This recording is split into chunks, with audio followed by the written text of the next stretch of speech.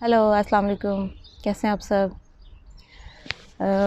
आज मैं एक नावल के बारे में बात करूंगी, ख्वाहिश ख्वाब हकीकत। तो ये भी मैंने कंप्लीट किया नावल, तो मुझे लगा कि ये आप लोगों से शेयर करना चाहिए।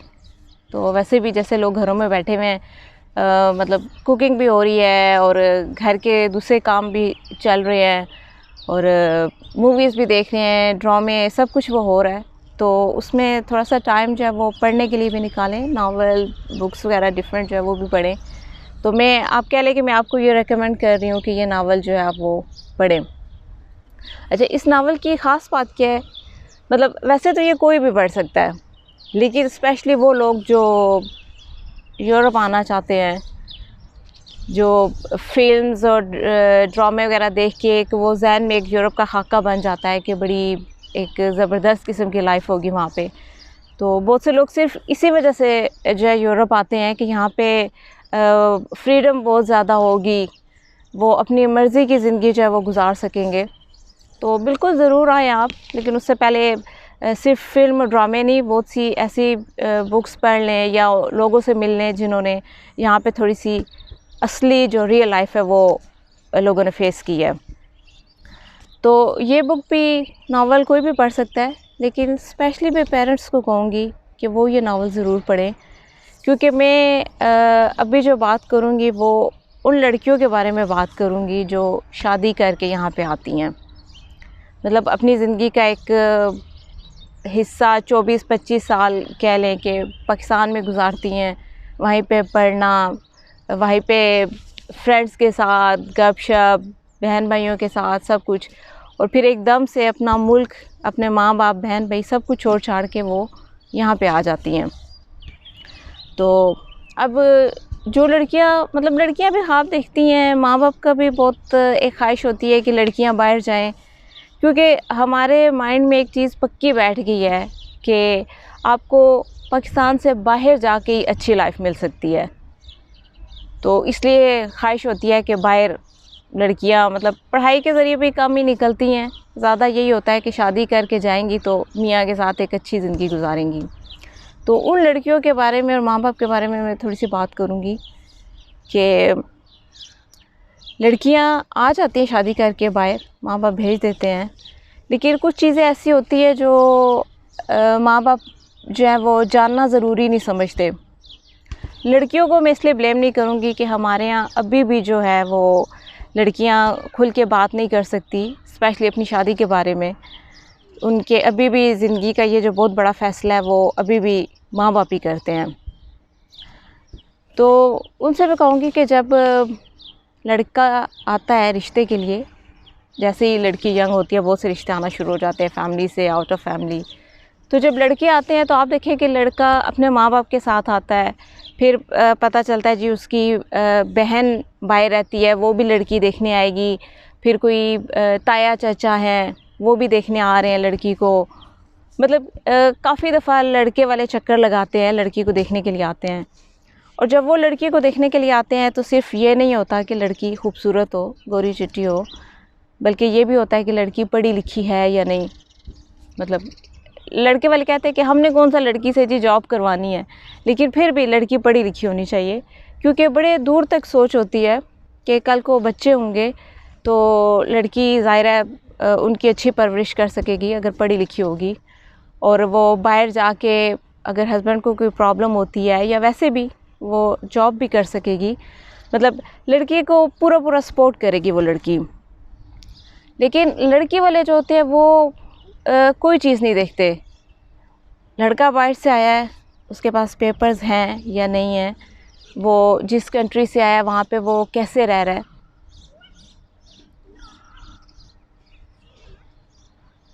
अच्छा, यहाँ पे बच्चे भी थोड़े खेल रहे हैं तो उस वजह से भी थोड़ी सी डिस्टर्बेंस हो रही है। मैं थोड़ी एकदम हैरान होगी कि किसी को शायद चोट लगी है। तो खैर मैं बात कर रही थी लड़की के रिश्ते की, कि माँ बाप जो है, जो लड़का बाहर से आता है उसके बारे में कोई इन्वेस्टिगेट नहीं करते कि बाहर वो अपने घर में रहता है या किसी के साथ रूम शेयर करता है, उसकी वहाँ पे जॉब क्या है, पाकिस्तान में उनका अपना घर है, वो कैसे रहते हैं कैसे नहीं रहते। हमारे यहाँ ये चीज़ें लोग मतलब उन्हें लगता है कि बस एक शरीफ लड़का जो है वही लड़की के लिए बस ठीक है, और उसके अलावा पैसा या घर गाड़ी या कोई भी चीज़ जो है वो मायने नहीं रखती। हालांकि हमारे रिलीजन में भी है कि जब शादी करो तो हसब नसब जो है वो देख लिया करो। तो हमारे यहाँ बहुत से माँ बाप ऐसे नहीं करते, स्पेशली बाहर से आने वाले रिश्तों के लिए। अब क्या होता है कि जो लड़कियां तो ऐसी जगह पे जाती हैं जहाँ पे उनकी ऑलरेडी कोई ना कोई फैमिली होती है, तो या लड़के के पास नेशनैलिटी है, उसके पास घर है, उसके पास प्रॉपर सेटिंग है, तो फिर तो ठीक है।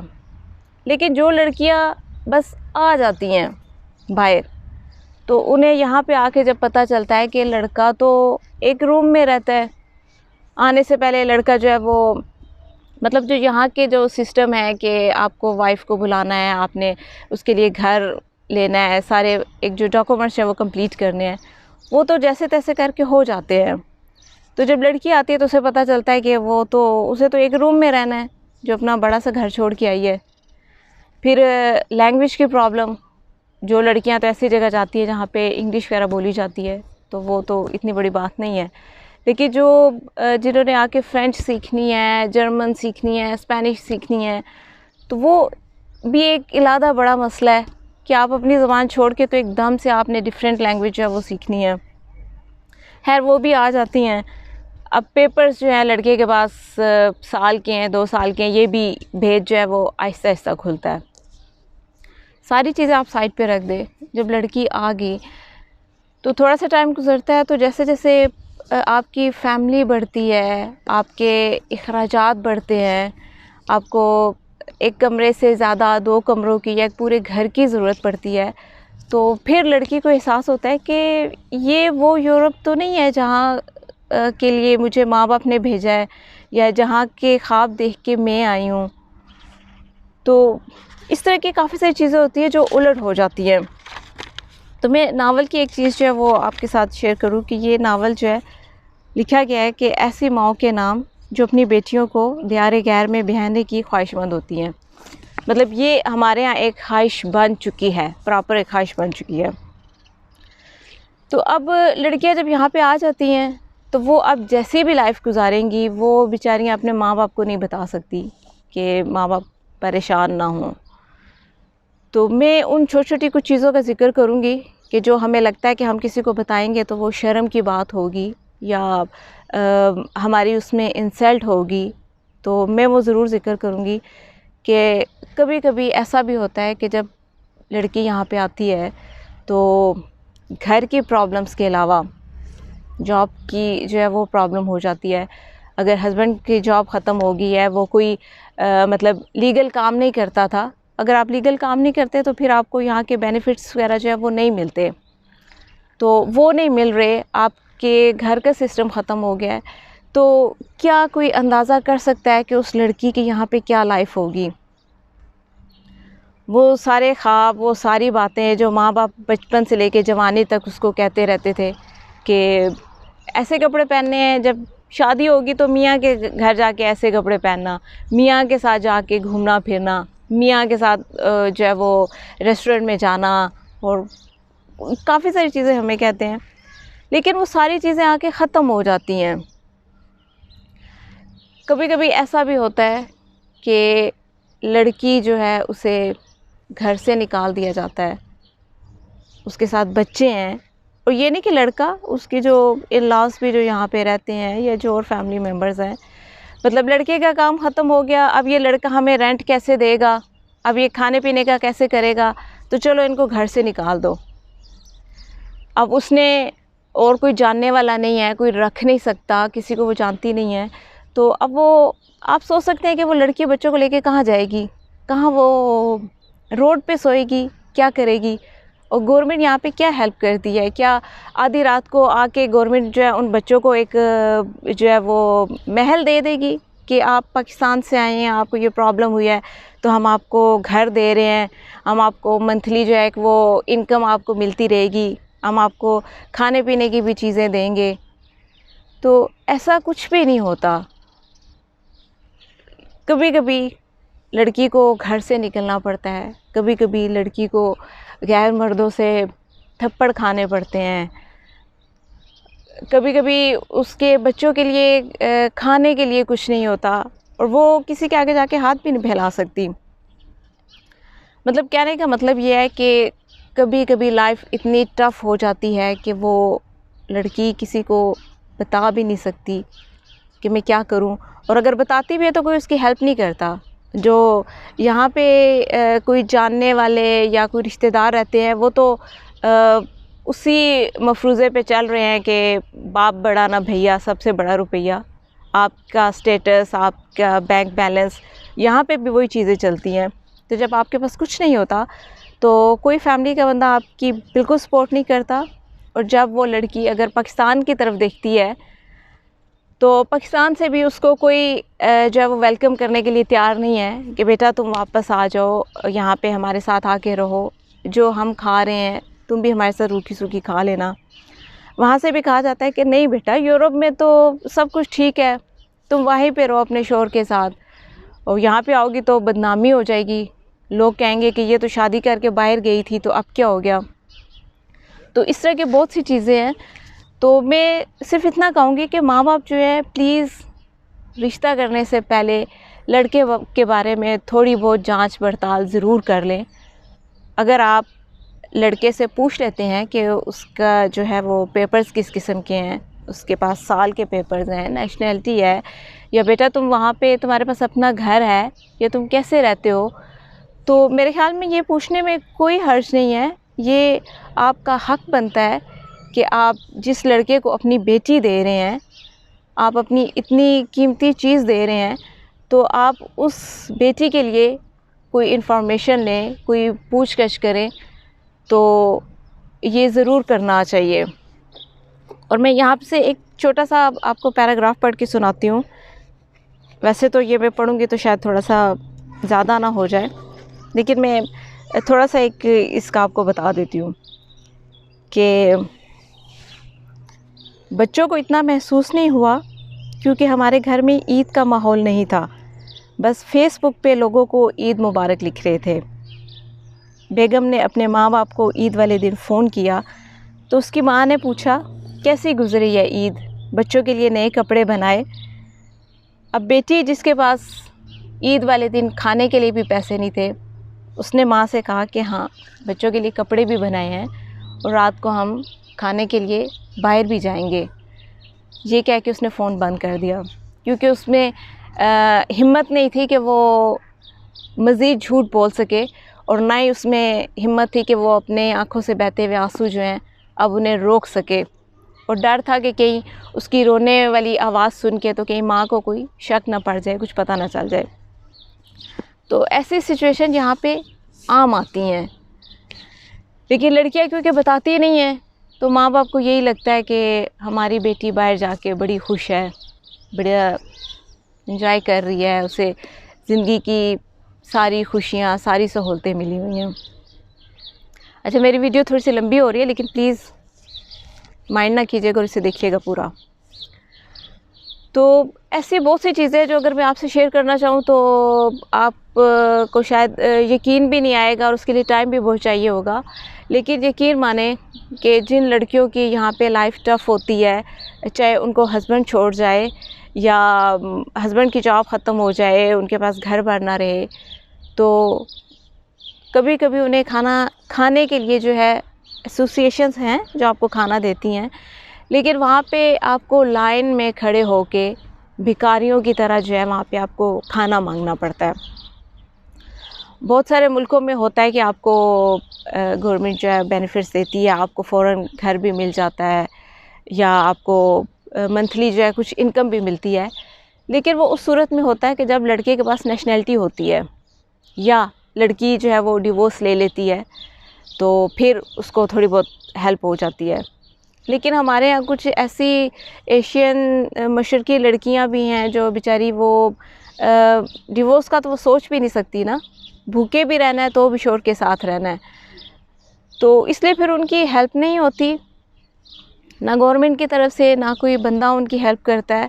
और ना ही पाकिस्तान में जो माँ बाप हैं जो घर बार वाले हैं तो या बहन भाई जो ठीक ठाक हैं वो भी अपनी बहन की या बेटी की हेल्प करने को तैयार नहीं होते, क्योंकि जहन में ये चीज़ पक्की है कि यूरोप में आप रह रहे हैं तो आपको क्या प्रॉब्लम है। तो इसलिए मैं कहूँगी कि जब लड़की का रिश्ता बाहर करे तो ज़रूर देखें। और मैंने तो आपको एक दो बातें बताई हैं, लेकिन जब आप ये नावल अगर आप ये पढ़ते हैं तो आपको पता चलेगा कि लड़के के बारे में क्या क्या चीज़ें जो है वो पता करनी चाहिए। और जो बेटी आपको फ़ोन पे कह देती है कि नहीं माँ सब कुछ ठीक है, तो ये पढ़ के आप थोड़ा सा अंदाज़ा लगा सकते हैं कि सब ठीक है कि पीछे कितना कुछ गलत हो रहा है, कितना कुछ है जो ठीक नहीं है। तो ये कुछ बातें थी जो मैं शेयर करना चाहती थी। और मैं रिक्वेस्ट करूँगी कि प्लीज़ लड़कियां भी जो हैं वो भी जब मतलब शॉपिंग के लिए जाती हैं या कोई भी चीज़ होती है तो वो माँ बाप से ज़िद कर लेती हैं कि नहीं हमें ये कलर नहीं ये कलर चाहिए, या पढ़ाई के लिए भी हमने ये एजुकेशन नहीं, हमें ये एजुकेशन चाहिए।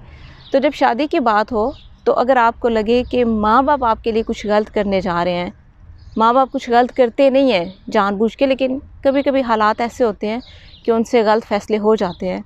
तो अगर आपको लगता है कि ऐसा कुछ हो रहा है तो वो लड़की ज़रूर अपने हक़ के लिए खड़ी हो, ज़रूर माँ बाप से कहे कि नहीं मुझे आपके इस फ़ैसले पे एतराज़ है, क्योंकि ये फ़ैसले का हक़ आपको जो है इस्लाम ने भी दिया है। और यकीन माने कभी कभी मैं यहाँ पे ऐसी बहुत सी फैमिलीज़ को जानती हूँ जिनके साथ ये प्रॉब्लम है। तो कभी कभी मुझे लगता है कि वो जो दौर जिसमें लड़कियों को ज़िंदा दफन कर दिया जाता था, तो वो माँ बाप बड़े इंटेलिजेंट थे, उन्हें पता था कि लड़की को पता नहीं क्या क्या तकालीफ़ बर्दाश्त करनी पड़ेंगी, तो उसको ज़िंदा दफन कर देते थे। तो आजकल के दौर में ऐसे माँ बाप जो अपनी बेटी को 25, 26, 27 साल पाल पोस के पढ़ा लिखा के फिर उसको इस जंगल में भेज देते हैं, इन दरिंदों के पास उसको छोड़ देते हैं, तो वो तो मतलब ना जीती है ना मरती है। तो वो तो फिर यही सोचेगी कि मेरा बचपन में पैदा होते ही ज़िंदा दफन हो जाना जो है वो ज़्यादा आसान था, ना कि अब कि मैं मर तो गई हूँ, बस इंतज़ार है कि अब कब कोई मुझे दफनाएगा। तो जिस तरह आप अपने बेटों का ख्याल रखते हैं शादी के बाद भी, अपनी बेटियों का भी शादी के बाद उसी तरह ही ख्याल रखें। उनको कोई प्रॉब्लम है तो ये ना सोचें कि अब ये उसके हस्बैंड की ज़िम्मेदारी है या उसके ससुराल की ज़िम्मेदारी है। आपका फ़र्ज़ जो है वो ख़त्म नहीं हो जाता, उसका उसी तरह ख्याल रखें। और इतना बेटियों को कॉन्फिडेंस ज़रूर दें कि अगर उनको कोई प्रॉब्लम है तो वो आपके साथ जो है वो शेयर कर सकें, खुल के वो बता सकें। और जो लड़कियां आती हैं यहाँ पे, वो जिस मुल्क में भी जा रही हैं, तो प्लीज़ यहाँ पे आने से पहले थोड़ी बहुत लैंग्वेज ज़रूर सीख लें और यहाँ आके अपना सिर्फ एक जीन्स और टी शर्ट पहनने का ख्वाब पूरा ना करें, बल्कि कोशिश करें जॉब के लिए भाग दौड़ करें और यहाँ पे रह के देखें कि वो अपनी ज़िंदगी को किस तरह आसान बना सकती हैं। सिर्फ हस्बैंड पे डिपेंड नहीं करें कि वो आपको महीने के बाद जो है कुछ पैसे देगा तो आपने उसमें ज़िंदगी गुजारनी है। तो अपनी ज़िंदगी के लिए ख़ुद भी कुछ सोचें। और काफ़ी लंबी वीडियो हो गई है और लेकिन अभी भी बहुत सी बातें हैं जो करना चाहती हूँ, लेकिन इस वीडियो को ख़त्म करती हूँ इस उम्मीद के साथ कि मेरी इन बातों से किसी माँ बाप की दिल आज़ारी नहीं हुई होगी। तो अगर किसी को बुरा लगा तो मैं माज़रत करती हूँ। मेरी वीडियो को लाइक करें, मेरे चैनल को सब्सक्राइब करें और बेटों के साथ साथ बेटियों का भी ज़रूर ख्याल रखें। अल्लाह हाफ़िज़।